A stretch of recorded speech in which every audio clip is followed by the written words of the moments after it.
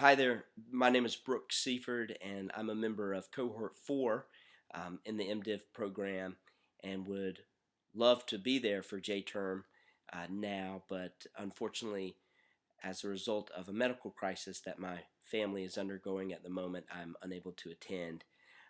My wife got incredibly sick over Thanksgiving to the point where she was in a coma, and we almost lost her on several occasions.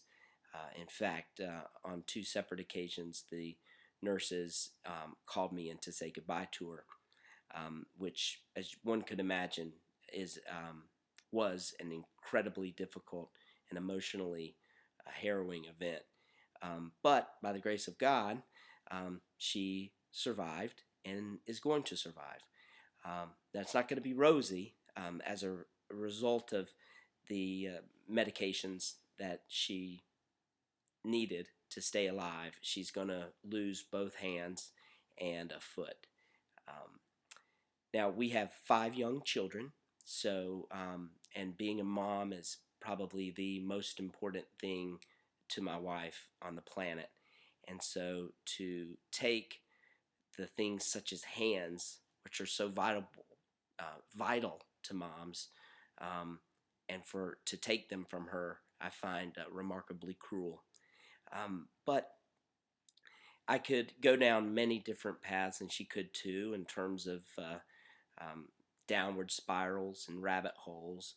But that would ultimately lead to nowhere. And in fact, it's just not in our nature to do so. I'm annoyingly optimistic, and she is pragmatic and very determined. So it does kind of make for a good match to kind of go against some challenges there and create a new reality. So we are, ready to face the challenges. And anytime that I find myself maybe discouraged about or just weighed down by the heaviness of the event of just her having to live with prosthetics and being disabled and stuff, I always think back to the heaviness of those moments of having to say goodbye to her and envision a life without her.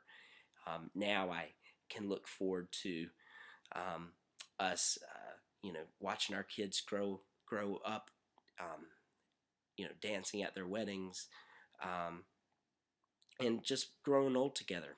And I feel so blessed that that's going to be a possibility. And um, it's funny though is that the doctor. It's not really funny, but the doctor had told me that because she was without oxygen for so long that it wouldn't be uncommon for her to have some brain slowing. And I remarked because I do so in awkward situations that finally we would be on the same intellectual level. But we've been blessed that that has not happened for her. She's actually mentally as sharp as ever and physically just ready to take on the challenges ahead. So for her, she's not viewing this as a woe is me moment at all. She is looking at it that it's an opportunity for our test to be a testimony to others and for us to really radiate the light of Christ and to really have our lives inspire others. um, it's really her, obviously not me, that's inspiring, but it's her grit, it's her determination, and these gifts that God gave her that's going to allow her to kind of transform this pretty challenging and frustrating situation into one that's going to be filled with joy and success and lots of love. So I guess that's my story, and I hope that it's helpful. Take care.